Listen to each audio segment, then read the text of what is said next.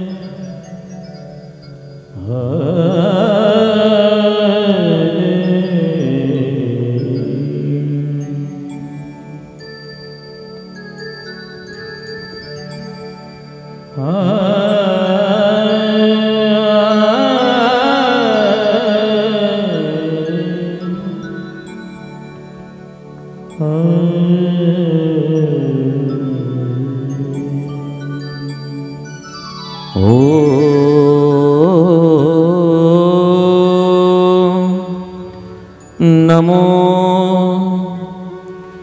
भगवते वासुदेवाय।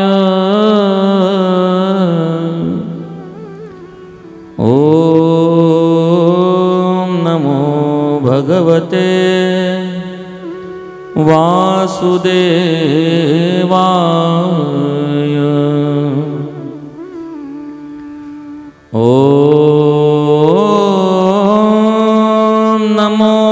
भगवते वासुदेवाय।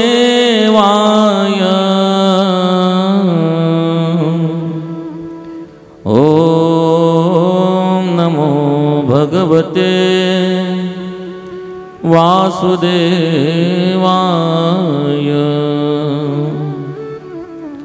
स्वस्ति श्री गणेशाय नमः। श्री सरस्वत्यै नमः। श्री गुरुभ्यो नमः। श्री भगवते गोपाल कृष्णाय नमः। श्री नारदादि भगवतेभ्यो नमः। वक्रतुंड महाकाय सूर्यकोटि समप्रभ निर्विघ्नं कुरु मे देव सर्वकार्येषु सर्वदा। गुरुर्ब्रह्मा गुरुर्विष्णु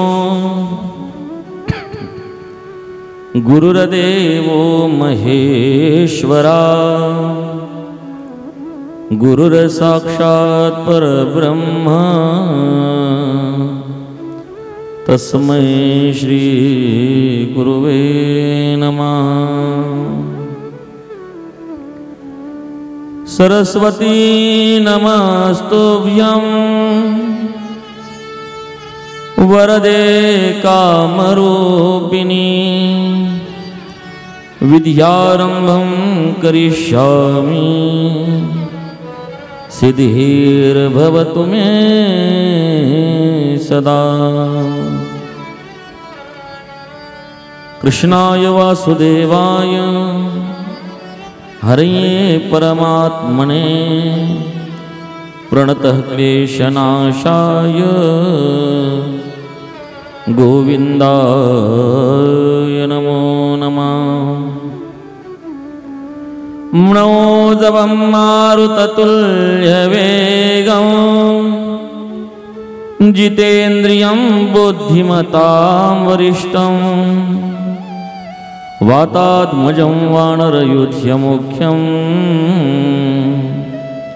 श्रीरामदूतं शरणं प्रपद्ये।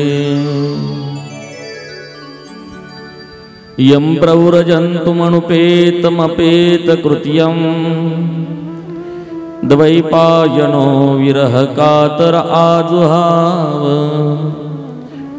पुत्रैति तन्मयतया तरवोऽभिनेदुं स्तं सर्वभूतहृदयं मुनिमानतोऽस्मिन् पाण्डुरङ्ग हरि वासुदेव हरि पाण्डुरङ्ग हरि वासुदेव हरि। महायोगपीठे तटे भीमरथ्या वरं पुण्डरीकाय दातो मुनीन्द्रे समागन्त्य तिष्ठन्ति महानन्दकन्दं परब्रह्मलिङ्गं भजे पाण्डुरङ्गं परब्रह्मलिङ्गं भजे पाण्डुरङ्गं। पंढरीनाथ भगवान की जय। भागवत नारायण भगवान की जय। नमः पार्वती पते हर हर महादेव।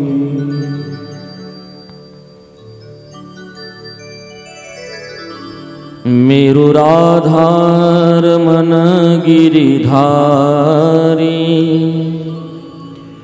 गिरिधारी श्याम बनवारी। मेरुराधार मन गिरिधारी गिरिधारी श्याम बनवारी।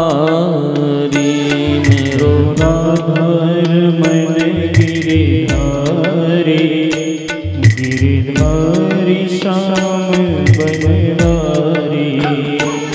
मेरुराधार मन गिरिधारी गिरिधारी श्याम बनवारी। मेरुराधार मन गिरिधारी गिरिधारी श्याम बनवारी। मेरुराधार मन गिरिधारी गिरिधारी श्याम बनवारी। गिरिधारी श्याम बनवारी। गिरिधारी श्याम बनवारी। मेरुराधार मन गिरिधारी गिरिधारी श्याम बनवारी। मेरुराधार मन गिरिधारी गिरिधारी श्याम बनवारी।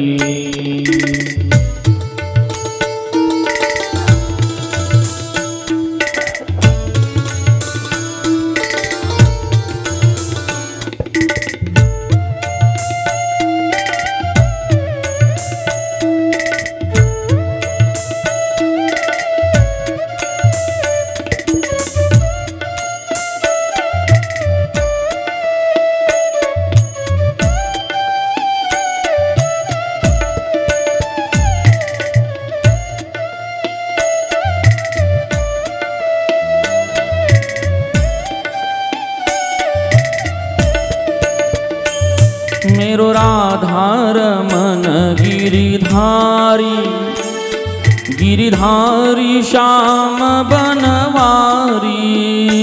मेरुराधार मन गिरिधारी गिरिधारी श्याम बनवारी। मेरुराधार मन गिरिधारी गिरिधारी श्याम बनवारी। मेरुराधार मन गिरिधारी गिरिधारी श्याम बनवारी। गिरिधारी श्याम बनवारी। गिरिधारी श्याम बनवारी। मेरुराधार मन गिरिधारी गिरिधारी श्याम बनवारी। मेरुराधार मन गिरिधारी गिरिधारी श्याम बनवारी।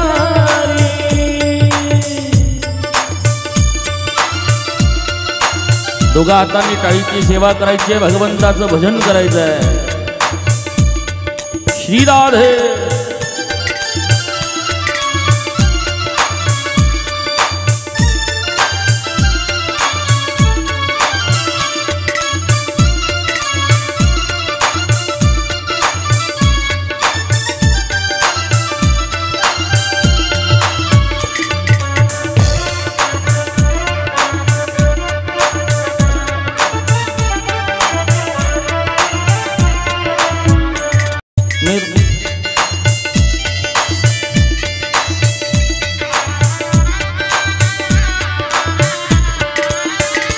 मेरो राधारमन गिरिधारी, गिरिधारी श्याम बनवारी।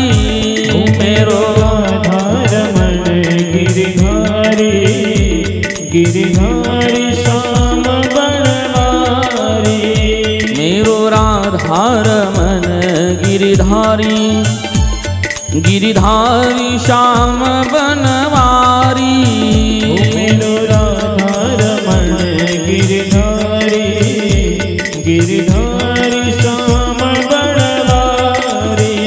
गिरिधारी श्याम बनवारी, गिरिधारी श्याम बनवारी।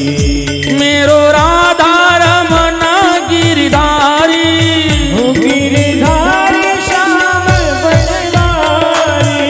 मेरो राधारमण गिरिधारी, गिरिधारी श्याम बनवारी।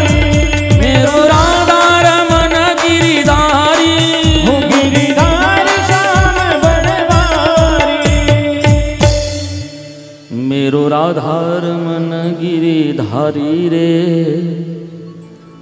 गिरिधारी श्याम बनवारी। गिरिधार धरण भगवान की जय। परमपिता परमात्मा भक्तवत्सल दिनांचा सागर दीनदयाळ भगवान गोपाल कृष्ण, या भगवान गोपाल कृष्णाचा परम अनुभूतिमयी वाङ्मयी प्रतिमूर्ती श्रीमद भागवताचं चिंतन गेल्या 4 दिवसापासून आपण करतोय। आजचा हा 5वा दिवस। सर्वप्रथम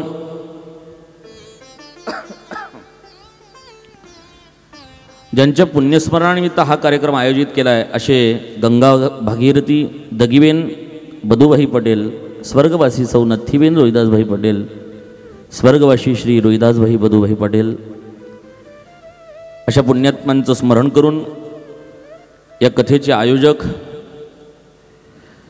सौ निर्मलाबेन श्री वसंतभाई रोहिदासभाई पटेल, सौ रंजनाबेन श्री अशोकभाई रोहिदासभाई पटेल, सौ नम्रताबेन श्री मुकुंदभाई वसंतभाई पटेल, कुमार हिमकांतभाई अशोकभाई पटेल, समस्त पटेल परिवार वाका यांच्या वतीने प्रेमासहर्ष स्वागत करतो। तत्पश्चात तुमच्या हृदयस्थ असलेल्या परमात्म्याला शतशत वंदन करतो आणि आजचं हे 5वं वाक्पुष्प भगवान नारायणाच्या चरणामध्ये वाहण्याचा प्रयत्न करतो। सर्वात आधी सगळ्यांनी दोघा हात वरती करायचे, म्हणायचं राधे राधे। परमपिता परमात्मा भगवान गोपाल कृष्ण याची वाङ्मयी प्रतिमूर्ती श्रीमद भागवत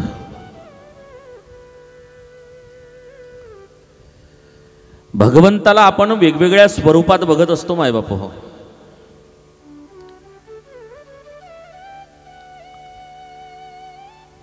देवाचं रूप आणि देवाचं कार्य या दोघांमधला फरक जर आपल्याला पाहायचा झाला ना तर भगवंताच्या रूपावरनं त्याचं कार्य कळत असतं मायबाप हो। भगवंताचं रूप पाहिल्यानंतर त्याचं कार्य कळत असतं। ज्यावेळेस भगवंतानं हातामध्ये धनुष्य घेतला त्यावेळेस देवाचं कार्य कळून चुकलं आपल्याला की दैत्यांचा संहार करण्यासाठी भगवंतानं रामजन्म घेतलाय।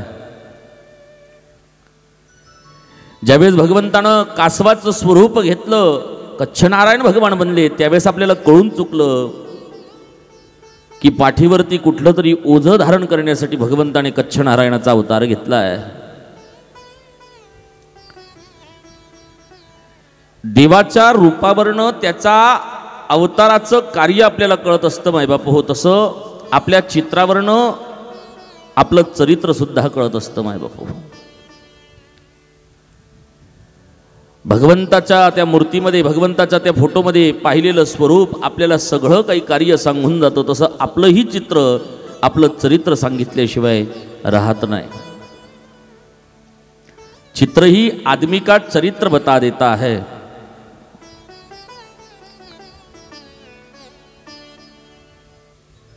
चरित्र हे जीवन जगत असताना अतिशय महत्त्वाचं सांगितलं गेलं आहे मायबाप हो. जीवनामध्ये जेही कार्य आपण करत असतो त्यावेळेस एकच विचार असतो की आपल्या चारित्र्यावरती कुठल्याही पद्धतीने कोणी बोट दाखवता कामा नये, अशा पद्धतीने आपलं चित्र साकारण्याचा प्रयत्न आपण जीवनभर करत असतो मायबाप हो. चारित्र्यावरती कुठलाही डाग लागायला नको असं चित्र आपण साकारत असतो जीवनभर. तसं भगवंताने सुद्धा जे चित्र रेखाटलंय, हे रेखाटलेलं चित्र त्याचं कार्य स्पष्ट करतं मायबाप हो.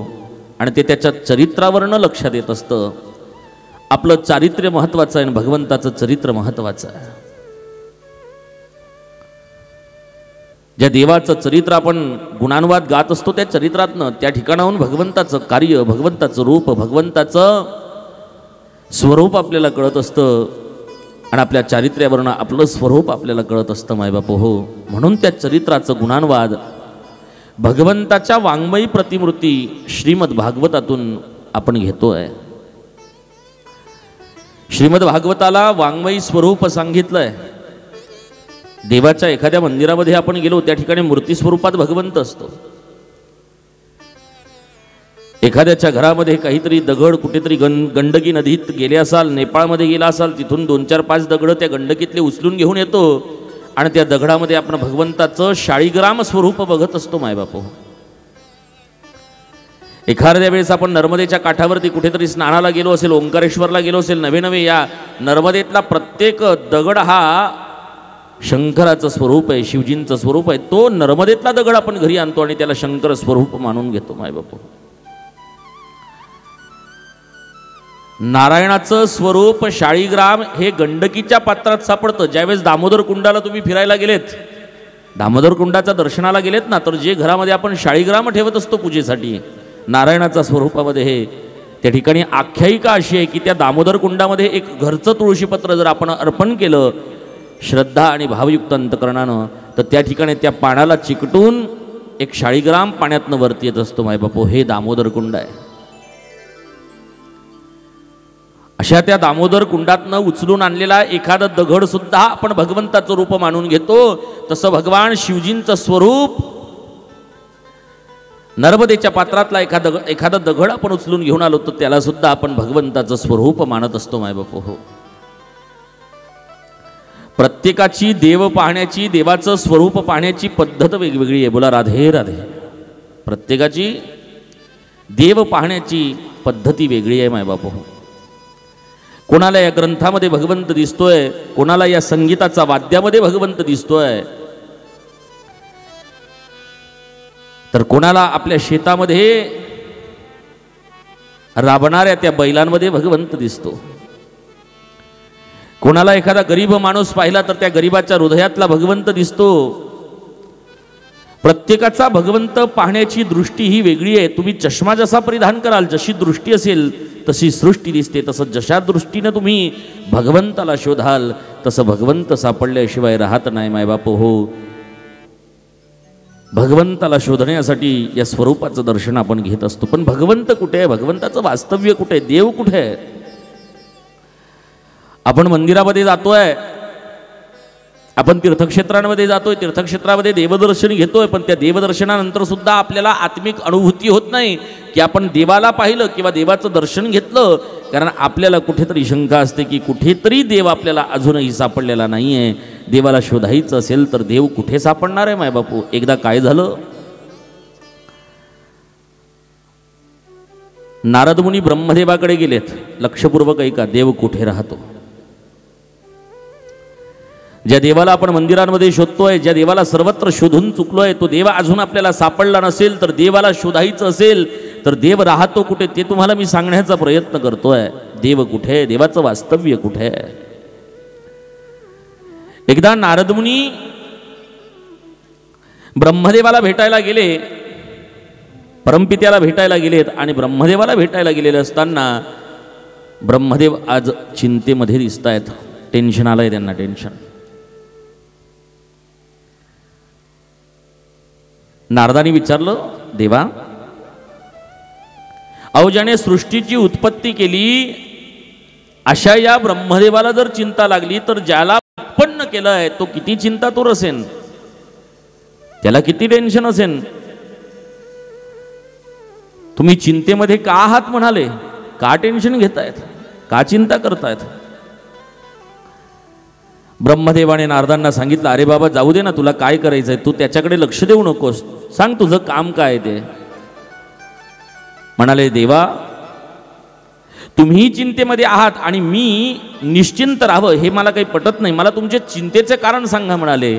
आणि चिंतेचं कारण जसं विचारलं ना तसं ब्रह्मदेवाने नारदांना सांगितलं, बाबा रे या सृष्टी उत्पत्तीचं कार्य मला नारायणानं दिलं आणि या जगाची उत्पत्ती करीत असताना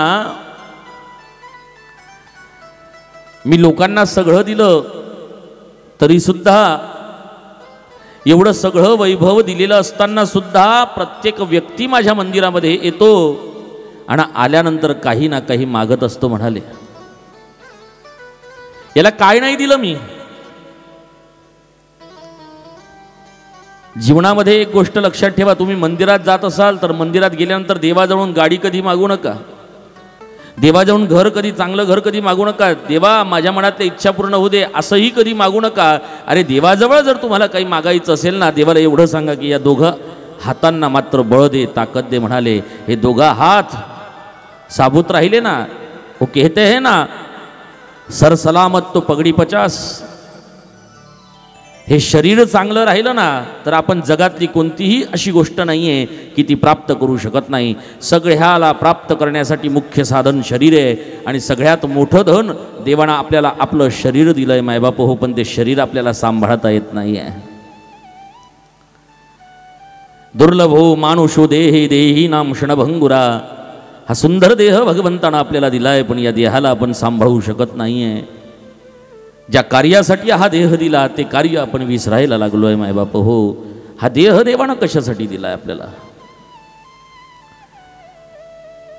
हा आज मिळालाय उद्याला मिळेल की नाही याची शाश्वती नाहीये मायबाप हो. म्हणून जोही काही समय, जोही काही वेळ आपल्याला भेटतोय त्या वेळेमध्ये गरिबांची सेवा करा,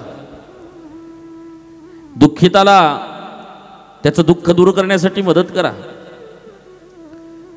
भगवंताची भक्ती करा, भगवंताचं भजन करा. यातच भगवंत आपल्याला सर्वस्व देऊन टाकत असतो मायबापू. हा देह कशासाठी दिलाय आणि आपण मातीमोल त्या देहाला ठरवायला लागलोय मायबापू हो. दुर्लभ हो मानुषो देहे देही नाम क्षणभंगुरा.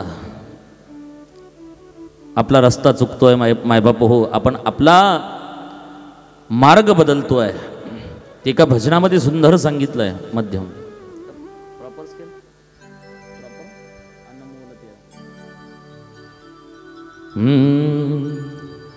अनमोल तेरा जीवन यूं ही गवा रहा है.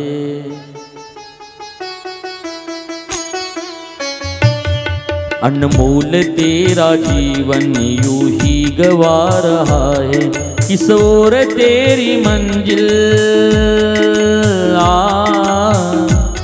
किस ओर तेरी मंजिल किस ओर जा रहा है. अनमोल तेरा जीवन यूं गवा रहा है.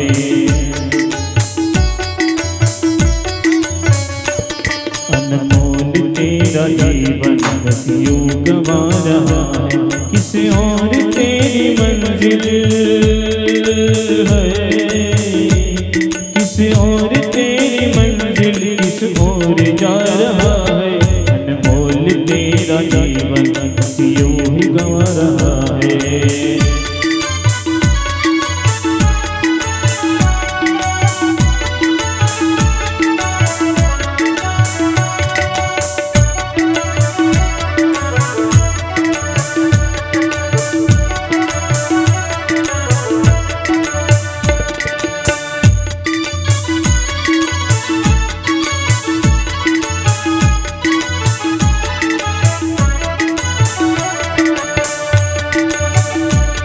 सपनों की नींद में ही यह रात ढल न जाए,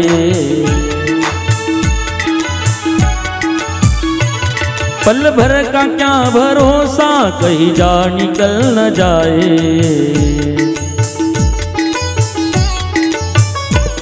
गिनती की है ये सांसें यूं ही लुटा रहा है, किस ओर तेरी मंजिल किस ओर तेरी मंजिल किस ओर जा रहा है, अनमोल तेरा जीवन यूं ही गवा रहा है, अनमोल तेरा जीवन यूं ही गवा रहा है। सपनों की नींद में ही यह रात ढल न जाए, पल भर का क्या भरोसा ये जा निकल न जाए। आपण फुगानु सरकू छे, अरे क्यारे फूटी जे कई कहता हो तू, हाँ कठिन काम छे बाप। एक व्यक्ति ने बीड़ी पीवानी सवय होती, घेर में एम फिरी रहतो, फिरता फिरता फिरता फिरता फिरता घेर में ना कई रहता, तमे बीड़ी बंद कर लाको, बीड़ी बंद कर लाको, क्यारे ठंडा पड़ी जसो केतावनार नहीं। ते भाई ने बीड़ी शिलगाई आणि जेवी बीड़ी शिलगाई मोडाने लगाड़ी, बीड़ी तो गरम रही गई पण 2 मिनिट में ते जेवो पड्यो तेवो ठंडो पड़ी गयो। हाँ केता होतो नहीं बाप। सपनों की नींद में ही यूं रात ढल न जाए, स्वप्न पाहता पाहता पाहता पाहता कधी सकाळ होऊन जाईन रात्र निघून जाईन हे कळणार नाही माय बाप हो। म्हणून जो क्षण मिळालाय ना, मी नेहमी आवर्जून 5व्या दिवसाला विशेष सांगतो माय बाप हो, तमे सौ जना साधवाने आयला छे बरोबर, जवू पडशे हाँ, पण ते शब्द ने जरा जर बदली लाख्यो, साधवानो जर साधना थई जशे, साधवाने जर आयला होशे आणि ते साधता साधता जर तमे साधना करी लागसु ना, तो तमारू आयलू फळ तमने मळवा वगर રહેવાવું नाही। आपला मनुष्य देह कशासाठी आहो, तुम्ही 3 तास तुमच्या आयुष्यातले विशेष सगळे कामं सोडलेत, कोणाच्या शेतामध्ये ऊसाच्या गाड्या चालल्या आहेत, कोणाचे काय कामं सगळे कामं सोडून तुम्ही इथे आलेले आहेत आणि इथे येऊन तुम्ही बसलेत। हे तुमचे 3 तास म्हणजे फार महत्त्वाचे आहेत मायबाप हो। एक एक क्षणाचं महत्त्व जीवनामध्ये फार असतं। तुम्ही 3 तास या ठिकाणी येऊन बसलेत, तुमच्या या 3 तासाचा तुम्हाला पुरेपूर फायदा झाला पाहिजे असं वाटत असेल, याचं परिपूर्ण फळ भेटावं असं वाटत असेल ना, तर 3 तास सगळे विचार बाजूला ठेवा मायबाप, सगळे विचार बाजूला ठेवा। सगळ्यात आधी तर पहिला विचार बाजूला ठेवायचा आहे की आपण साधायला आलेलो नाही आहेत, आपण साधनेला आलेलो आहेत।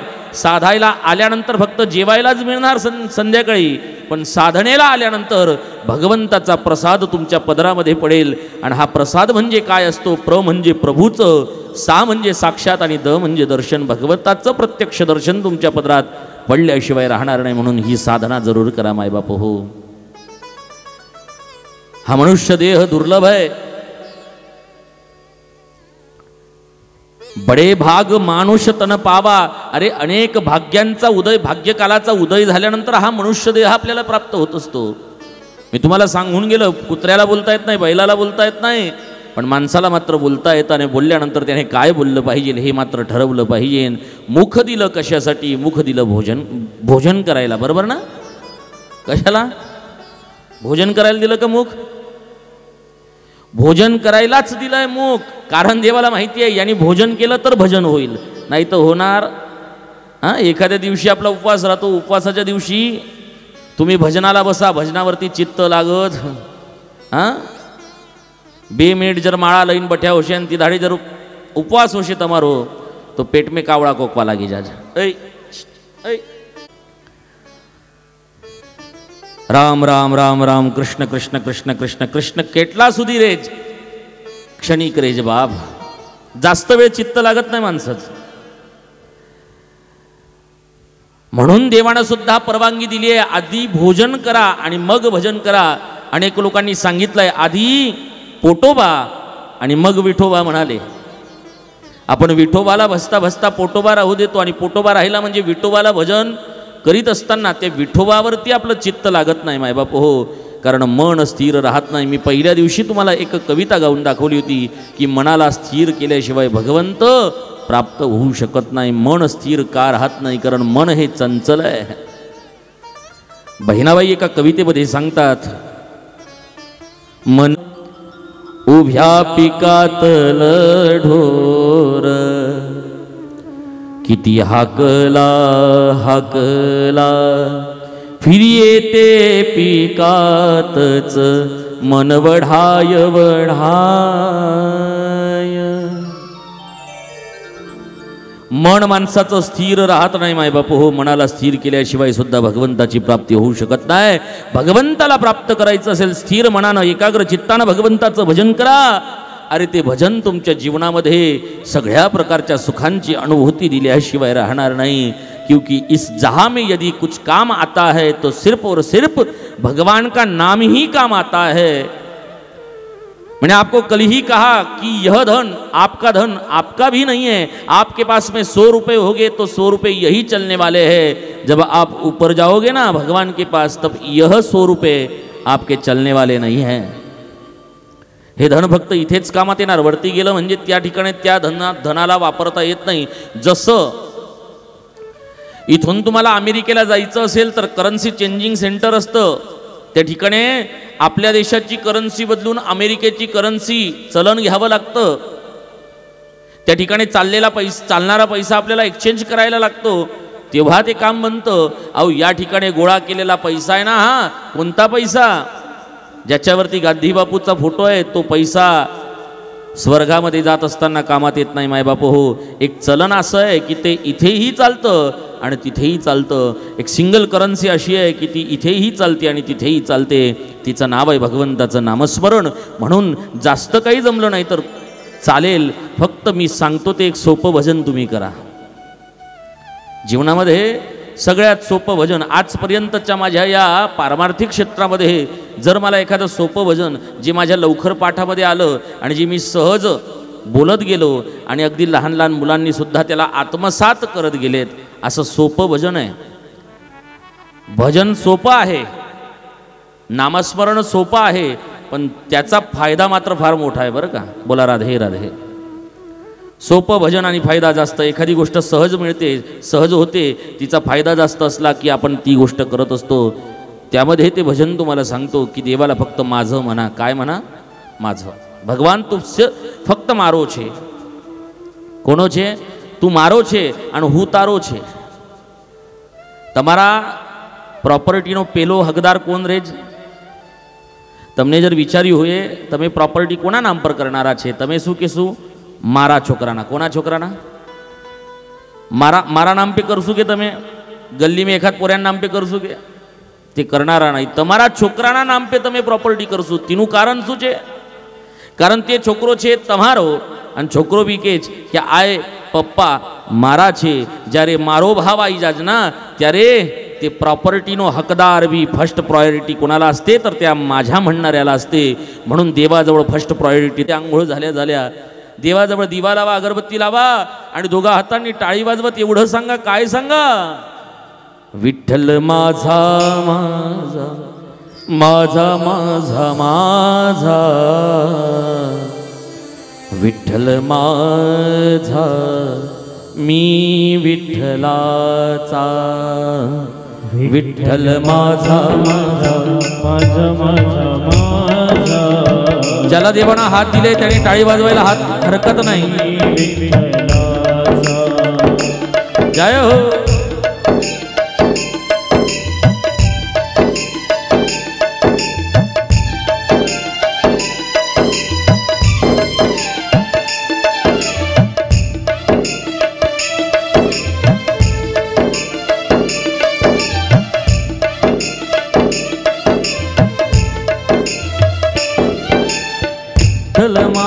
विठ्ठल माझा मी विठ्ठलाचा.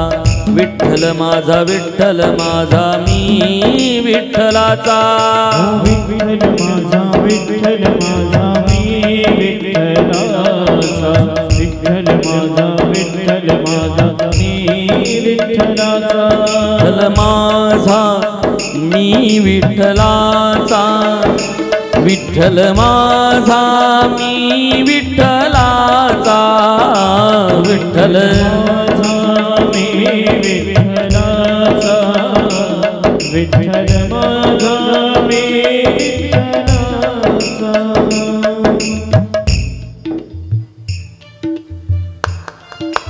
टाळीचा आवाज झाला पाहिजे. माझ्या मागे म्हणायचं तुम्ही, विठ्ठल माझा माझा माझा माझा माझा, विठ्ठल माझा मी विठ्ठलाचा. बोला वा वा, काय गोड आवाज आहे तुमचा.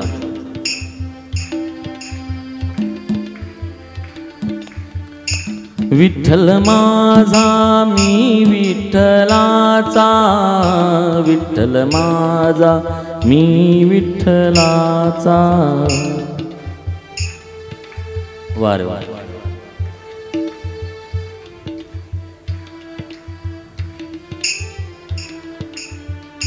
विठ्ठल माझा मी विठ्ठलाचा, विठ्ठल माझा मी विठ्ठलाचा. वा वा,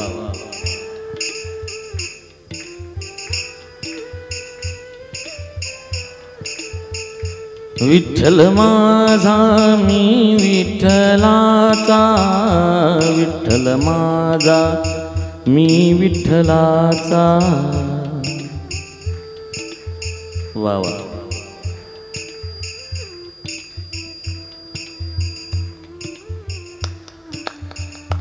विठ्ठल माझा माझा माझा माझा माझा, विठ्ठल माझा मी विठ्ठलाचा, विठ्ठल माझा माझा माझा माझा माझा, विठ्ठल माझा मी विठ्ठलाचा, विठ्ठल माझा माझा माझा माझा माझा, विठ्ठल माझा मी विठ्ठलाचा, विठ्ठल माझा मी विठ्ठलाचा, विठ्ठल माझा मी विठ्ठलाचा. माझा माझा विठ्ठल माझा मी विठ्ठलाचा. पंढरीनाथ भगवान की जय. काय म्हणायचंय बरं?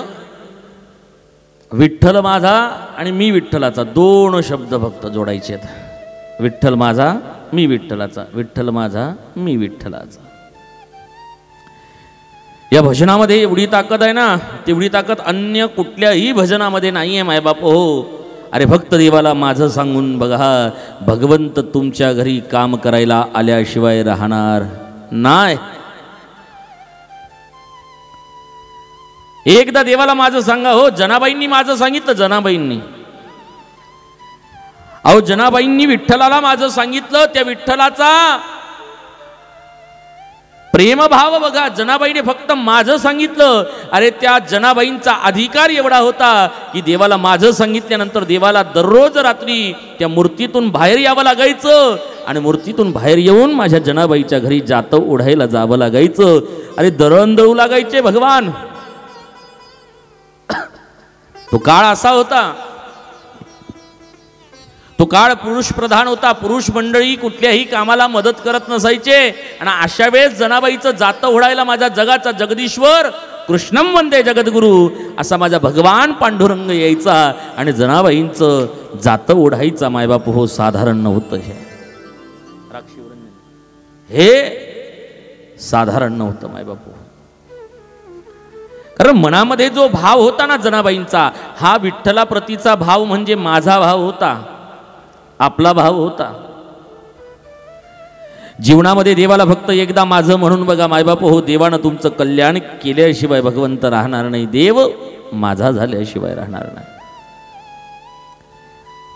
या जनाबाईंच्या घरामध्ये जातं ओढायला यावं आणि जातं ओढायला आलेले असताना बस पहाट झाली की त्या ठिकाणाहून त्यांनी उठावं उठून सरळ निघून जावं कुठे, तर म्हणाले मंदिरामध्ये. कारण देवालाही माहिती होतं सकाळी जर कोणी पुजाऱ्यांनी दरवाजा उघडला आणि मी जर त्या ठिकाणी सापडलो नाही ना तर अनर्थ होईल म्हणाले. एके दिवशी पहाट झाली आणि पहाटेला दळण दळत असताना, जातं ओढत असताना देवाला भान राहिली नाही. कधी पाठ झाली हे कळलं नाही मायबाप हो. आणि पहाटेची वेळ होती. देवानं काय करावं, अंगावरचा शेला बाजूला एका खुंटीवरती टांगून ठेवावा, गळ्यातला तो मोत्यांचा हार होता तो एका खुंटीला टांगून ठेवावा आणि भगवंतानं जनाबाईचं जातं ओढावं. आणि याच परिस्थितीमध्ये पहाट झाली आणि पहाट झाल्या झाल्या तो मोत्यांचा हार, त्या अंगावरचा शेला हा तसाच खुंटीवरती राहिला मायबाप हो. आणि भगवान मंदिरामध्ये निघून गेले. दरवाजा उघडला त्या पुजाऱ्यांनी. अरे दरवाजा उघडल्या पाहतात तर काय, पांडुरंग त्यांच्या जागेवरती होते. पण पांडुरंगाच्या अंगावरती टाकलेला शेला आणि पांडुरंगाच्या गळ्यात असलेली मोत्याची माळा हे दोघंही नव्हते. अरे चोरी झाली म्हणाले पांडुरंगाच्या मंदिरामध्ये, चोरी झाली. ही बातमी संपूर्ण पंढरपुरामध्ये पसरली आणि पंढरपुरामध्ये वाऱ्यासारखी बातमी पसरल्यानंतर एका व्यक्तीने येऊन सांगितलं, अहो पांडुरंगाचा कालचा शेला आणि गळ्यातली मोत्याची माळा मी जनाबाईच्या घरामध्ये खिडकीतनं पाहिली आहे म्हणाले. चला तिच्या घरी, तिने चोरली आहे ती. सगळे गावकरी, पंचमंडळी, पुजारी जनाईच्या घरी गेले आणि जनाबाईच्या घरी गेल्यानंतर जनाबाईला आवाज दिला, ए जने, अरे काय ढोंग करतीये भगवंताच्या भक्तीचं.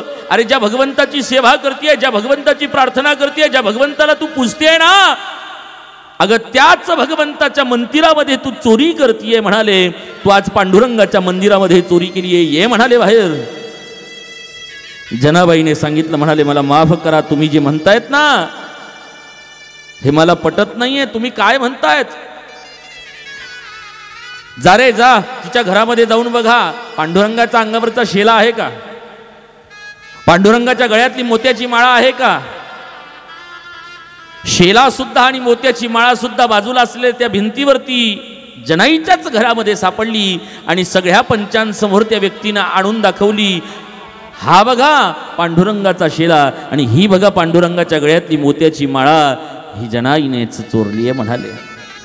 जनाईने सांगितलं, महाराज मला माफ करा, परंतु ही माळा मी चोरलेली नाहीये, तुम्हाला माहिती नाहीये. अहो हा पांडुरंग दररोज माझ्या घरी येतो आणि जातं ओढायला मदत करतो म्हणाले, दळण दळायला मदत करतो म्हणाले माझी. सगळी लोक हसायला लागली. काय जणे काय खोटं बोलतीये, भगवत भक्तीचं ढोंग करते आणि खोटं बोलते म्हणाले. लाज वाटली पाहिजे तुला, हे काय लावलंय खोटं म्हणाले. जनाईनं सांगितलं, नाही हो, अहो मी नाही ना, मी भगवंताची ही वस्तू कशी काय चोरू शकते, भगवंताच्या मंदिरामध्ये चोरी करण्याचा माझा अधिकार नाहीये. अहो त्याला मी एवढं प्रेम करते ना, त्याच्या मंदिरामध्ये मी चोरी करणार नाही. तो खरोखर येतो हो, खरोखर जातो ओढतो हो. पण या जगाला कसं कळणार होतं भगवंताची भक्ती काय असते आणि भक्त भगवंताचं नातं काय असतं म्हणाले. आज मात्र सगळ्या पंचांनी ठरवलं, या जनाईला सुळावरती चढवायचं आणि सुळावर चढवण्यासाठी सगळ्या लोकांनी तयारी दर्शवली. सूळ कसं असतं बघा, पूर्वीच्या काळी कठीण शिक्षा होत्या ना, त्यामुळे गुन्हे सुद्धा कमी होते मायबापू. सूळ कसा असायचा, आपल्या घरातली कपडे शिवायची सुई असते ना, तसा एक भला मोठा खांब असायचा. त्या खांबावरती वरचं टोक हे अगदी टोकदार असायचं. एखाद्या वस्तू त्याच्यावरती ठेवली की त्याच्यामध्ये ते टोक घुसून जायचं मायबापू हो. आज जनाबाईला उचललं गेलं आणि तिला त्या सुळावरती ठेवलं गेलं मायबापू हो. जनाबाई वारंवार म्हणतीये, मी पांडुरंगाच्या मंदिरामध्ये चोरी केलेली नाहीये. काय म्हणतेय जनाबाई, ओव्या गाऊनी स्वरात दासी जनीच्या घरात, दळण दळीले सका श्री हरी,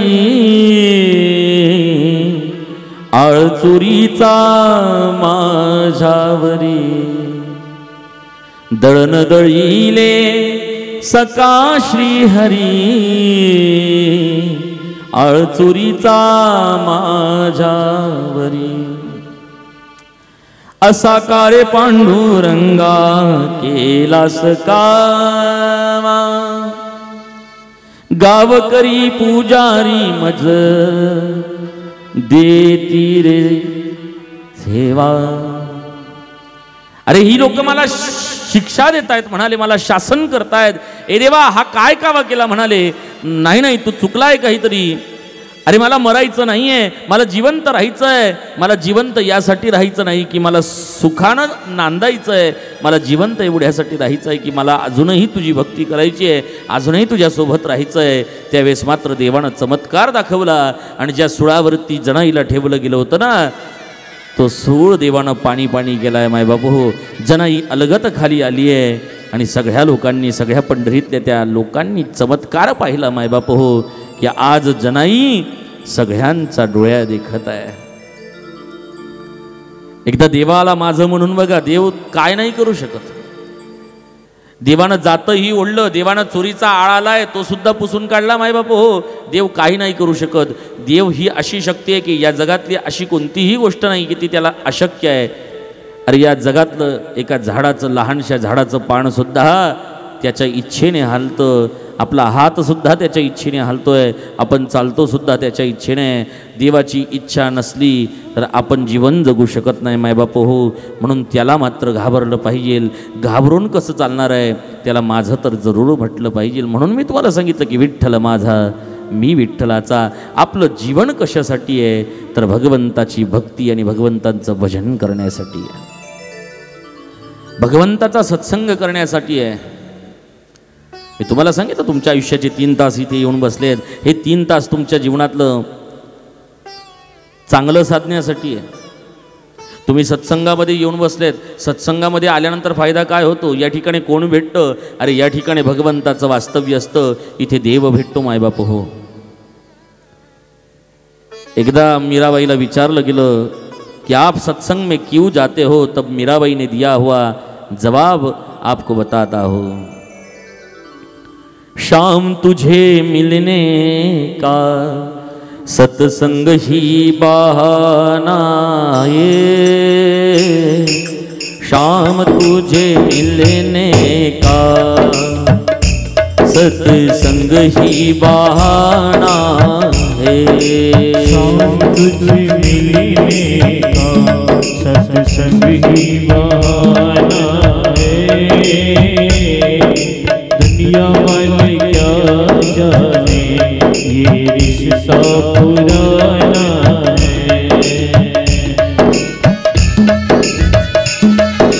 ताली की सेवा करते हुए दोनों हाथों से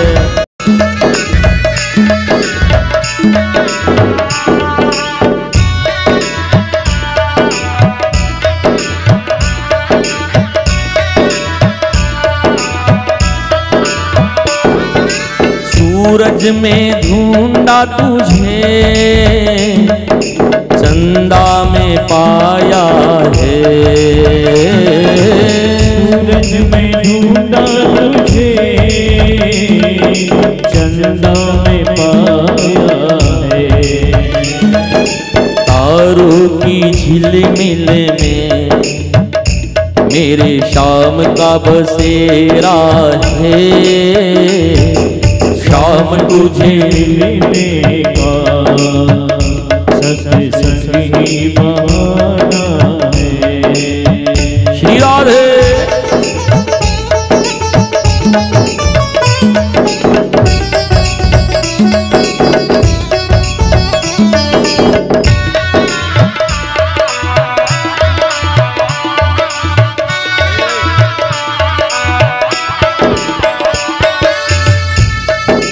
फूलों में ढूंढा तुझे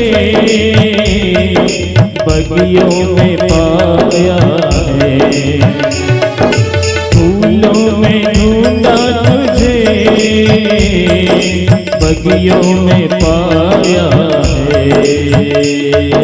कलियों की खुशबू में मेरे शाम का बसेरा है, शाम तुझे मिलने का सत्संग ही बहाना है,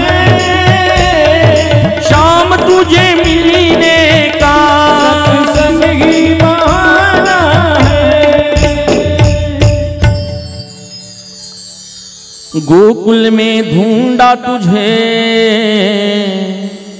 मथुरा में पाया है, वृंदावन की गलियों में मेरे श्याम का बसेरा है। शाम तुझे मिलने का सत्संग ही बहाना है। शाम तुझे मिलने का। एक कान्हा, एक कृष्णा, अरे सत्संग म्हणजे काय, तर सत्संग म्हणजे तुझी भेटण्याची जागा आहे म्हणाले। ही जागा उत्तम जागा है माय बापू। या ठिकाणी भगवंत भेट होत असते, भगवंताची भेट होत असते। कौन कहता है कथा मंडप में भगवान नहीं है, मैं कहता हूँ कथा मंडप में यदि भगवान न रहता ना तो आप 3 घंटे तक शांत नहीं बैठ सकते थे, आप 3 घंटे तक पलटी मारकर नहीं बैठ सकते थे। अरे आप 3 घंटों तक मुझे सुन भी नहीं सकते थे यदि यहाँ पर भगवान नहीं होता था। घरामधल्या मोठ्या माणसाचे 2 शब्द सुद्धा आपल्याला असह्य होऊन जातात, ऐकावेसे वाटत नाही। इथे 3 तास माझा ऐकतात। घरामध्ये टीव्ही लावून 50-60 इंचीचा मोठा टीव्ही आहे, त्याच्यावरती महाराज असे स्वच्छ आणि मोठे दिसत आहेत आणि बस समोर तुम्ही मांडी वळून चटई टाकायची आहे, चटईवरती बसायचं आहे आणि चटईवरती बसून भगवंताची कथा ऐकायची आहे। 10 मिनटं, 15 मिनटं, 20 मिनटं, अर्धा तासापर्यंत तुम्ही टीव्ही समोर मांडी वळून कथा ऐकू शकतात, मात्र अर्ध्या तासानंतर तुम्हाला बसण्याची इच्छा राहणार नाहीये। टीव्ही मध्ये ही कथा आहे, घरी बसून सुद्धा साऊंडचा आवाज येतो म्हणून ती कथा ऐकायला मिळते, पण तुम्हाला या ठिकाणी यावं लागतं, कारण साखर पाहून गोड नसते तर साखर खाल्ल्याशिवाय गोड लागत नाही माय बापू। तुम्हारा घेर में भरपूर डबड़ा डबड़ा भरीने साखर होचे आणि तमने डायबिटीज होशे, तो तमने ते साखरनी चव कळणारी नाही, कारण तमने ते खाता होती नाही ना। काही काही लोकांना भगवंतासारखी भगवंत रूपाची साखर, भगवंताच्या कथारूपीची साखर खायला आवडत नाही, कारण त्यांना डायबिटीज झाली आहे, नकोशी वाटते त्यांना, नको। सुंदर वेळ जर कोणता असेल, तुमच्या जीवनातली सुंदर क्षण जर कोणते असतील तर ते क्षण म्हणजे भगवंतांची भक्ती आहे, भगवंतांची कथा श्रवण करण्याची ती जागा आहे। अशा परमपावन भगवंतांच्या कथेसाठी आपण श्रवणासाठी म्हणून या ठिकाणी येऊन बसलो आहेत। राजा परीक्षित सुद्धा गंगागाठी येऊन बसलेत, हात जोडतायत, म्हणाले मला पुढील कथा ऐकायची, मला सांगतात का? सूत म्हणतात शौनका, मैत्री म्हणतात विदुरा, शुकाचार्य म्हणतात राजा, भगवंताचे 2 मुख्य अवतार सांगितले आहेत। एक मर्यादा पुरुषोत्तम प्रभू श्रीरामांचा अवतार आणि दुसरा म्हणजे भगवान ज्याला एकही मर्यादा नाही असे भगवान गोपाल कृष्ण, या कृष्णाचं चरित्र। म्हणाले मला दोघांच्या अवताराची कथा ऐकायची आहे। त्यावेळेस शुकाचार्यांनी सांगितलं, श्रीमद भागवताच्या ग्रंथामध्ये रामजन्म फार थोडक्यात सांगितला गेला आहे। रामजन्माची कथा ही फार गोड आहे माय बापू हो, मुळता रामाचं चरित्रच गोड आहे। कोणा चरित्राचं जर आपल्याला आचरण करायचं ठरलं ना तर प्रभू श्रीरामांच्या चरित्राचं आचरण केलं पाहिजे माय बापू हो, कारण राम हे आजपर्यंत आपल्याला शिकवतच आलेत माय बापू हो। अयोध्येसारख्या राज्याचे राजे राजगादीवरती बसणार होते प्रभू श्रीराम, पण आईची इच्छा होती की याने वनवासाला जावं आणि वनवासाची आज्ञा केल्यानंतर सुद्धा बापाला जाऊन भेटावं, आपल्या कौशल्या आईला जाऊन भेटावं की आई भरताला या अयोध्येचं राज्य दिलं गेलंय आणि मला वनवासाचं, वनातलं राज्य दिलं गेलंय। अयोध्येपेक्षा मोठं राज्य वनवासाचं राज्य आहे म्हणाले। अयोध्येमध्ये राजपदावर असेल मला मर्यादा राहणार आहेत, परंतु वनवासामध्ये मला कोणत्याही मर्यादा राहणार नाहीयेत। मा कौशल्याने तेव्हा सांगावं, रामा अरे तुझं हृदय किती मोठं आहे रे, तुला वनवासाची शिक्षा दिली आहे तरी सुद्धा त्यात तू राज्य शोधतो म्हणाले, त्याच्यात सुद्धा तू आनंद शोधतो। आनंद शोधता आला पाहिजे मायबापू हो, जीवनामध्ये आनंद विकत भेटत नाही किंवा स्वतःहून येत नाही, आनंदाला शोधायचं असतं। आनंद या जीवनाचा सुगंधापरी दरवळावा। जीवनामध्ये आपल्या जीवनातला आनंद, कारण आनंद हे भगवंताचं एक स्वरूपच सांगितलं आहे। आपण महात्म्याच्या श्लोकामध्ये जर पाहिलं ना तर पहिल्या श्लोकामध्ये व्यास महर्षी म्हणतात, काय म्हणतात, सच्चिदानंद रूपाय विश्वोत्पत्त्यादि हेतवे तापत्रय विनाशाय श्री कृष्णाय वयं नमः। बोलिए गोपाल कृष्ण भगवान की जय। राम नाम अति मीठा है, कोई गा के देख ले। आ जाते हैं राम, कोई बुला के देख ले। राम राम बोलो राम राम बोलो राम राम बोलो राम राम बोलो राम राम बोलो राम बोलो राम राम बोलो राम राम बोलो राम राम बोलो राम बोलो राम राम बोलो। जय श्री राम। ताली की सेवा करते हैं।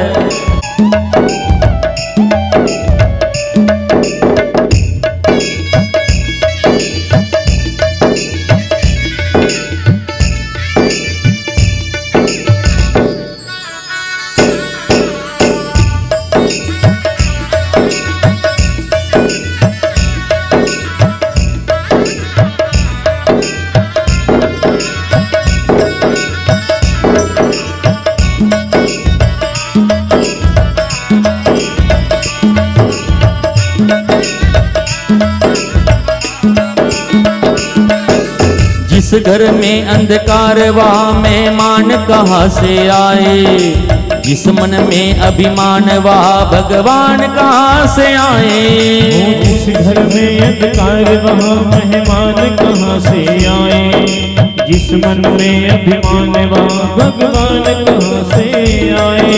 अपने मन मंदिर में ज्योत जला के देख लो। अपने मन के मंदिर में ज्योत जला के देख लो। आ जाते हैं राम, कोई बुला के देख ले। आ जाते हैं राम, कोई बुला के देख ले। राम राम बोलो राम राम बोलो राम राम बोलो राम राम बोलो राम बोलो राम बोलो। जय श्री राम।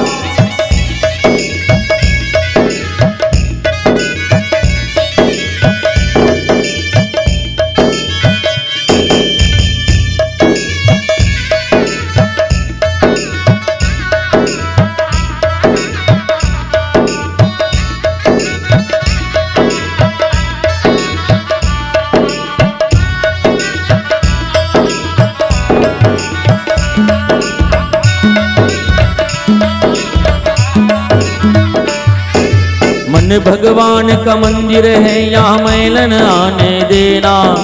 हीरा जन्म अनमोल मिला, इस व्यर्थ गवान देना।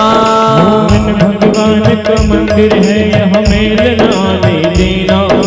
हीरा जन्म अनमोल मिला, इस व्यर्थ गवाना देना। शीश झुके प्रभु मिलते, झुका के देख लो। शीश प्रभु मिलते, झुका के देख लो। आ जाते राम, कोई बुला के देख ले। आ जाते राम, कोई बुला के देख लो।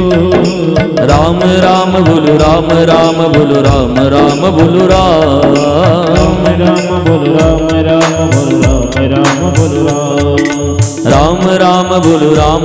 राम नाम अति मीठा है, कोई गा के देख ले।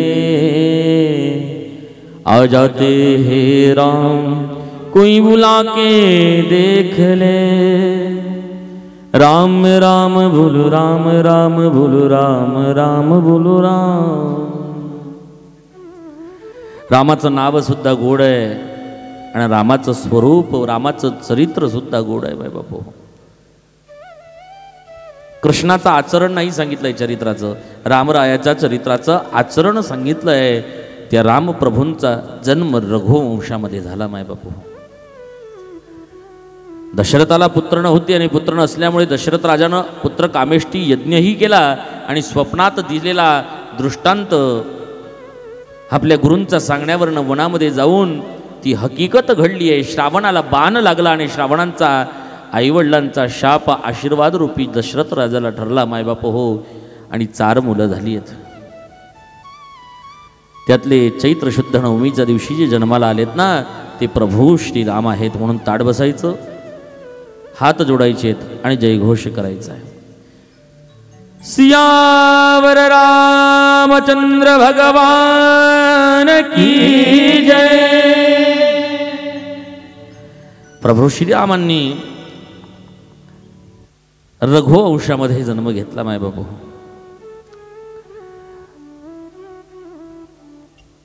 कौशल्येच्या घरी रामरायाचा जन्म झाला.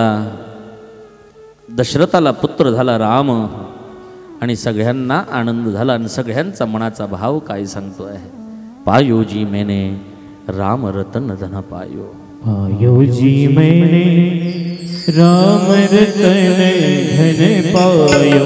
पायोजी मैंने राम रतन धन पायो. पायोजी मैंने राम रतन धन पायो.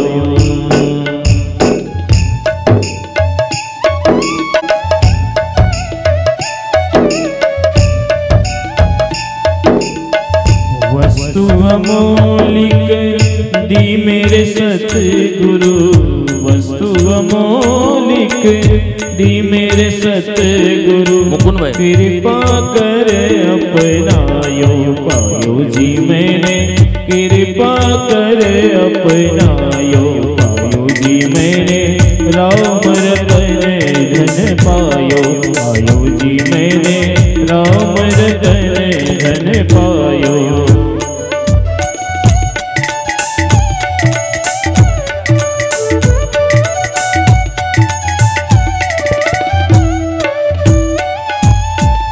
खर्च न छूटे चोर न लूटे. खर्च न छूटे चोर न लूटे. दिन दिन बरत सवायो. पायो जी मैंने दिन दिन बरत सवायो. पायो जी मैंने राम रतन धन पायो. पायो जी मैंने राम रतन धन पायो. राम रतन धन पायो. जिने प्रभू श्रीरामांना जन्म दिला ती सुद्धा म्हणते की रामरूपी धन मला प्राप्त झालं. अहो तिला सुद्धा मान्य करावं लागलं की राम माझा मुलगा नाही तर माझं खरं धन आहे. काय भाग्यवान असेल मा कौशल्या की जिच्या उदरी भगवंतानं स्वतः जन्म घ्यावा आणि जगत कल्याणासाठी कार्य करावं. मायबाप हो, जगत कल्याणाचा हेतून जन्माला आलेले प्रभू श्रीराम जगाचं कल्याण करून गेले आणि आज त्याच राम मंदिराचं भूमिपूजनाची सुद्धा तयारी चालली आहे. प्राणप्रतिष्ठेची सुद्धा तयारी चालली आहे. मायबाप हो, हे अनन्य साधारण आहे. सांगत असताना बोलत असताना आपण तो भाव समोर ठेवायचो. काय भाव असायचा तो की रामाला 14 वर्षाचा वनवास भेटला. 14 वर्ष रामानं वनवास भोगला. पण आतापर्यंत एवढ्या वर्षामध्ये रामरायाला राम जन्माच्या भूमीच्या ठिकाणी राम जन्मभूमीच्या ठिकाणी मंदिरामध्ये सुद्धा घर सुद्धा रामरायाला राहिलं नव्हतं. आणि ती इच्छा भगवंताच्या कृपेनं आज पूर्ण होताना दिसतीये. मायबाप हो, प्रभू श्रीराम सुद्धा मंदिरामध्ये विराजमान होणार आहेत. मी तुम्हाला सांगून गेलो की रामरायाच्या मंदिराचं पहिल्या मजल्याचं काम पूर्ण झालं आहे. 3 टप्प्यामध्ये मंदिर आहे. लांबून मंदिराचं दर्शन होतं. इतकं भव्य मंदिर बांधलं जातं आहे की माझ्या तरी पाहण्यामध्ये आजपर्यंत एवढं मोठं मंदिर मी कधी पाहिलं नाही. मायबाप हो, इतकं भव्य स्वरूप त्या मंदिराचं आहे. लांबून पाहिल्यानंतर एवढं दिव्य वाटतं, प्रत्यक्ष त्या ठिकाणी पाय ठेवल्यानंतर काय वाटत असेल. काल मी इंस्टाग्रामला अशी व्हिडिओ चेक करत असताना त्याच्यामध्ये एक व्हिडिओ आला ज्या राम मंदिराच्या कामासाठी जी माणसं त्या ठिकाणी गेली आहेत टाटा कंपनीच्या वतीने, त्या लोकांचा इंटरव्ह्यू एका व्यक्तीने घेतला होता आणि त्यांना विचारलं की तुम्हाला इथे काम करून कसं वाटतंय. त्यांचे एकेकाचे फीडबॅक ऐकण्यासारखे होते मायबाप हो. त्यांना त्या रिपोर्टरने विचारलं आप खुद से आए हो. त्यावेळेस त्या माणसानं एक मोलमजुरी करणाऱ्या माणसानं त्या ठिकाणच्या एका कर्मचाऱ्याने सांगितलं मी इथे स्वतःच्या बुद्धीने आलेलो नाही आहे, स्वतःच्या इच्छेने आलेलो नाही आहे, मुझे राम ने बुलाया है इसलिए मैं यहाँ पर आया हूँ. जिसे राम बुलाते हैं वहाँ पर वह चला जाता है. राम मंदिराच्या ठिकाणी काम करणाऱ्या त्या एका साधारण माणसाचे शब्द मायबाप हो. काय ते भाग्य समजावं. दिव्य आणि भव्य मंदिराची प्राणप्रतिष्ठापना होणार आहे. पहिल्या मजल्याचं काम पूर्ण मंदिर अजूनही झालेलं नाही आहे. बघा या मंदिराच्या कामावरनं आपल्याला पडणारा एक प्रश्न असतो. एखाद्या वेळेस काय असतं माहिती, आपण आपल्या गावच्या मंदिराचं काम लावतो आणि काम लावल्यानंतर त्याचा कलश बाकी असतो. अशा वेळेस प्रश्न पडतो की मूर्ती बसवली पाहिजे की नाही बसवली पाहिजे. बरोबर. मग तो कलश 5-5, 7-7, 10-10, 15-15 वर्ष कलश पूर्ण होत नाही तोपर्यंत रामराय असो किंवा ते जे देव असतात आपल्या मंदिरातले ते देव असे एका ठिकाणी कशी तरी गलिच्छ पद्धतीने पडलेले असतात मायबाप हो. छत्र नसतं, काही नसतं, एखाद्या पत्र्याच्या शेडमध्ये एक तर कुठेतरी. पण राम मंदिराच्या त्या कन्स्ट्रक्शनमध्ये असं लक्षात येतं की अजूनही कलशाचं काम बाकी आहे, तरीसुद्धा रामरायाच्या मूर्तीची प्राणप्रतिष्ठापना होतीये. मंदिराचं काम अपूर्ण असलं तरीसुद्धा भगवंताची स्थापना होऊ शकते ही प्रचिती आहे त्या राम मंदिराच्या स्वरूपावरनं मायबाप हो. अशा या श्रीरामांचा जन्म रघुवंशामध्ये झाला. राजा परीक्षिताने पुन्हा हात जोडले आहेत. म्हणाले मला पुढील कथा ऐकायची, मला सांगतात का. भगवंत पूर्ण अवतारीत भगवान गोपालकृष्णाची कथा मला ऐकायची आहेत. हात जोडतायत राजा परीक्षित आणि शुकाचार्य महामुनींना प्रश्न विचारतायत. काय म्हणतायत. कथितो वंशविस्तारो भवता सोम सूर्ययो राज्ञां चोभयवंशाना चरितं परमाद्भुतं. कथितो वंशविस्तारो भवता सोम सूर्ययो राज्ञां चोभयवंशानां चरितं परमाद्भुतं. परम असलेलं अद्भुत असणारं चरित्र चंद्रवंशाचा विस्तार भगवान गोपालकृष्णाच्या जन्माची कथा मला ऐकायची आहे, मला त्याचं चरित्र ऐकायचं, मला सांगतात का. त्यावेळी स्वतः म्हणता शौनका मैत्री म्हणता विदुरा शुकाचार्य म्हणतात राजा भगवंताची कथाच गोड सांगितली आहे, त्याच्या जन्माची कथा अधिकच गोड आहे म्हणाले. ज्या सत्यचित्त आणि आनंदघन स्वरूपी भगवंताचा जन्मोत्सवाची कथा आपण ऐकतोय, ही कथा आपण हजारो वेळा ऐकून चुकलो तरीसुद्धा प्रत्येक वेळेस ऐकण्याचा मोह आपल्यानं राहवला जात नाही मायबाप. प्रत्येक वेळेस असं वाटतं की कृष्ण जन्मामध्ये काहीतरी नवीन ऐकायला भेटेल, काहीतरी नवीन आपल्याला श्रवण करायला भेटेल. कथा तीच आहे पण ती कधीही जुनी होत नाही आहे मायबाप हो. ती कधीही जुनी होत नाही. एखादा मूव्ही तुम्ही पाहिला असेल, एकदा पहा, दोनदा पहा, तिसऱ्यांदा पहा, तिसऱ्यांदा पाहिलं की चौथ्यांदा पाहण्याची इच्छा राहत नाही. पण भगवंताचा हा जो मूव्ही आहे, ही जी कथा आहे, ही चित्रकथा नाही आहे किंवा ही भाकड कथा नाही आहे, ही पुराण कथा नाही आहे मायबाप हो. ही दिव्य कथा कल्पवृक्ष असलेलं श्रीमद भागवत आहे. हे दिने दिने नवम नवम सांगितलं आहे मायबाप हो. राजा परीक्षिताने प्रश्न विचारला. म्हणाले मला पुढील कथा ऐकायची, मला सांगतात का. म्हणाले स्वतः म्हणता शौनका मैत्री म्हणता विदुरा शुकाचार्य म्हणतात राजा सृष्टी उत्पन्न करत असताना नारायणाच्या नाभिकमलातनं ब्रह्मदेवाची उत्पत्ती झाली. ब्रह्मदेवाने 4 बोटूंची निर्मिती केली, 10 ऋषींची निर्मिती केली. त्यातले ते 10 ऋषी, 10 ऋषीतले एक ऋषी होते अत्री ऋषी. या अत्रींना अनुसया दिली गेली. म्हणाले ही अनुसया कोणाची कन्या होती. मनु आणि शतरूपा यांना 3 मुली आणि 2 मुलं झाले होते. उत्तानपाद आणि प्रियव्रत, आकुती, देवहूती आणि प्रसूती. 2 मुलं, 3 मुली, 3 मुलींपैकी देवहूती होती. या देवहूतीचा विवाह कर्दम ऋषींशी झाला म्हणाले. आणि कर्दमांशी झालेला विवाह, ज्यावेळेस कर्दम आणि देवहूतीचा विवाह झाला ना, त्यावेळेस कर्दमांनी देवहूतीकडनं शब्द घेतला होता. म्हणाले मी तुझ्याशी विवाह करायला तयार आहे, तुझा मी स्वीकार करायला तयार आहे, परंतु माझी एक अट आहे. मी तुझ्याशी संसार करेन परंतु संसारामध्ये राहत असताना ज्यावेळेस मला पुत्रप्राप्ती होईल ना, त्यावेळेस हा संसार सोडून मी संन्यास आश्रम धारण करेन म्हणाले.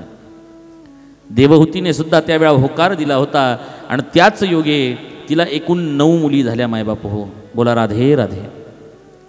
9 मुली झाल्यात आणि एक पुत्र, त्यांचं नाव आहे कपिल महामुनी. या 9 मुलींपैकी एक होती, तिचं नाव होतं अनुसया. ही अनुसया अत्री ऋषींना देण्यात आली. अत्री आणि अनुसया यांचा संसार आनंदाने चित्रकूट धाम या ठिकाणी चाललाय आणि आनंदाने संसार करीत असताना एके दिवशी अत्री ऋषी आराधनेसाठी स्नानसंध्ये कर्मेसाठी म्हणून नदीवरती गेलेले होते. नदीवर गेलेले असताना आदिमाया तिघदेव्यांनी तिघदेवांना सांगितलं, म्हणाले अनुसया एक पातिव्रत्य धर्म धारण करणारी स्त्री आहे, तिचं पातिव्रत्य तुम्हाला भंग करायचं. श्री हट्टापुढे देवाने सुद्धा हात टेकले आणि आज भगवान तिघही संन्यासाचं रूप घेतात आणि अनुसयेच्या घरामध्ये आश्रमामध्ये भिक्षा मागायला येत आहेत. ओम भवती भिक्षां देहि म्हणून आवाज देत आहेत. ही त्रिमूर्ती अनुसयेच्या घरामध्ये भिक्षा मागायला येत आहे. अनुसया मातेचा अधिकार किती मोठा होता हे यावरनं लक्षात येतं माय बाप हो. अनुसयेच्या घरी ब्रह्मा विष्णू महेश तिघ देवता भिक्षा मागायला येत आहेत. याचा अर्थ अनुसयेचं पातिव्रत्य किती मजबूत असेल, पातिव्रत्य धर्मामध्ये किती मोठी ताकद आहे की ब्रह्मा विष्णू आणि महेशाला सुद्धा भिक्षा मागायला आपल्या घरी बोलवू शकतात. पातिव्रत्य धर्माचं पालन करीत असताना काही नियम आहेत, ते नियम आपण पालन केले ना तर निश्चितच त्याचा फायदा आपल्यालाही आपल्या जीवनामध्ये पाहायला मिळत असतो मायबापो. अनुसयेने पातिव्रत्य धर्म कधी सोडला नाही आणि या पातिव्रत्य धर्माचं पालन करीत असताना तिघ देवता भिक्षा मागायला येत आहेत आणि त्यांनी सांगितलं, म्हणाले आम्हाला तुमच्या घरी भोजन करायचं आहे. माता अनुसयेनं भोजनाची तयारी केली आहे. अत्री ऋषींच्या आश्रमाचा नियम होता, माझ्या आश्रमातनं कोणीही अन्न पाणी विना जाऊ नये आणि याच पतीच्या असलेल्या धर्माला पालन करणं म्हणजे पातिव्रत्य धर्म म्हटलं जातं. आणि या पतिधर्माला पालन करत असताना तिघ देवतांची ताटं तयार केली आहेत, पाट टाकलेत, पाटाला रांगोळी घातली आहे, चटया थरल्या गेल्या आहेत आणि त्या ठिकाणी तिघदेव बसलेत. तिघदेवांच्या त्या पाटावरती ताट नेऊन ठेवलं आहे आणि ते ताट वाढायला सुरुवात करणार. तोच त्या तिघदेवांनी सांगितलं, माते तुझ्या हाताचं भोजन आम्ही करू शकतोय, परंतु तू विवस्त्र अवस्थेमध्ये आम्हाला वाढशील ना तर आम्ही ते भोजन करणार म्हणाले. अट घातली. त्यावेळेस मात्र पतिव्रता धर्म पालन करणारी मा अनुसया प्रश्नचिन्हामध्ये पडली आहे. प्रश्न पडल्याच्या मनामध्ये आता करावं तर काय करावं. त्याच वेळेस तिने आपल्या पतिदेवांचं स्मरण केलं. तदनंतर ब्रह्मा विष्णू आणि महेश तिघ देवतांचं स्मरण केलं. तिघांना सांगितलं, देवा माझ्या पातिव्रत्य धर्माचं रक्षण आता तुम्हालाच करायचं आहे. पतीचीही प्रार्थना केली आणि ब्रह्मा विष्णू आणि महेशाची सुद्धा प्रार्थना केली. तिघ देवांना सांगितलं, माझ्या पतिव्रत्य धर्माचं रक्षण तुम्हाला करायचं आहे. आता ह्या पातिव्रत्य धर्माचं रक्षण करायला ज्यांना सांगतीये म्हणजे चोराचाच हातामध्ये चाव्या दिल्यासारखं झालंय. आता मागायला आले देव, मागतात आहेत देव आणि ही त्यांना सांगते पुन्हा की माझ्या पातिव्रत्याचं रक्षण करा. आता देवाला सुद्धा प्रश्न पडला बघा, देवाच्या इच्छेपेक्षा देवाला भक्ताची इच्छा जास्त प्रिय आहे हे याच्यावरनं लक्षात येतं. देव स्वतःचा मनाचा विचार करत नाही, देव भक्ताचा मनाचा विचार करतो. अनुसया मातेनं मागितलं आणि ते देवाला द्यायला लागलं. मायबाप हो, वस्त्र फेडली आहेत आणि विवस्त्र अवस्थेमध्ये वाढायला म्हणून जशी गेली आहे ना तर त्या तिघ देवांची 3 बालकं होऊन गेली आहेत. मायबाप हो, ते बालकं रडायला लागली आहेत. रडणाऱ्या बालकांना पाहिलं आणि पाळण्यामध्ये टाकलं. हा चमत्कार पाहून मा अनुसयेला सुद्धा आज आनंद वाटता. एक बालक नव्हता आणि आता तर 3 आले आहेत म्हणून पाळण्यामध्ये टाकले आहेत आणि वात्सल्य भावनेने मा अनुसया त्या पाळण्याला झुलवायला लागले आहेत. मायबाप हो, त्या पाळण्यातल्या तिघ मुलांना पाहतायत. झुलवत असताना ही बातमी नारदांपर्यंत पोहोचली. नारदांनी तिघ देव्यांना सांगितलं, गडबड झाली म्हणाले.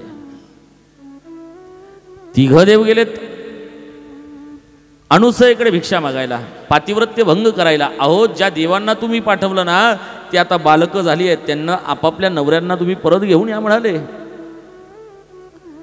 आणि त्या योगे ती घर या देव्या अनुसया मातेकडे जातात. अनुसयेला सांगतात, म्हणाले आमचे पती आम्हाला पाहिजे आहेत. देऊन टाका. आता अनुसया माता सुद्धा विचार करता, आता यांना यांचे पती द्यायचे तर कसे द्यायचे. अनुसया मातेने सुद्धा विचार केला थोडा आणि सांगितलं, ते पाळण्यामध्ये झोपलेले आहेत, हे 3 आहेत, या तिघांपैकी जिचा जो असेल तो उचला आणि निघून जा म्हणाले. बघा या ठिकाणी एक तत्व व्यास महर्षींना सांगायचं आपल्याला. सर्वात आधी मा पार्वती गेल्या आहेत, पाळण्यामध्ये पाहतायत 3 मुलं झोपलेली आहेत. 3 मुलांकडे पाहायला सुरुवात केली आणि पार्वती मातेने पाहिलं की आपले शिवजी कोणते आहेत, हे काही लक्षात येत नाहीये. लक्ष्मी माता गेल्या, लक्ष्मी मातेंनी सुद्धा पाहिलं, काही लक्षात येत नाही. मग काय करावं म्हणाले आता. त्यावेळेस अनुसया मातेला हात जोडले, म्हणाले, आई आम्ही आमच्या पतींना ओळखू शकत नाही, आता मात्र तुला ओळखायचं आहे. एका मुलाला खरोखर ओळखते, तिला आई म्हणतात मायबापू. अनुसया मातेने लगेचच ओळखलं आणि 3 बालकं तिघांच्या हातामध्ये ठेवले. मूळ स्वरूप त्यांनी प्राप्त केलं. वचन मागून घेतलं, माझ्या घरामध्ये तुम्हाला 3घांनाही जन्माला यायचंय. त्या योगे ब्रह्मा, विष्णू आणि महेश 3 देवता मा अनुसयेच्या घरामध्ये जन्माला आले आहेत. चंद्र, दत्त आणि दुर्वास अशी 3 मुलं अत्रि अनुसयेंच्या आश्रमामध्ये जन्माला आले आहेत मायबाप हो. त्या 3घांचं आपण स्मरण करूया, हात जोडूया आणि दत्तप्रभूंचं ध्यान करूया. ब्रह्मा विष्णू आणि महेश्वर सामोरे बसले, मला हे दत्त गुरु दिसले. महेश्वर ब्रह्मा विष्णू आणि महेश्वर सामोरे बसले, मला हे दत्त गुरु दिसले, मला हे दत्त गुरु दिसले.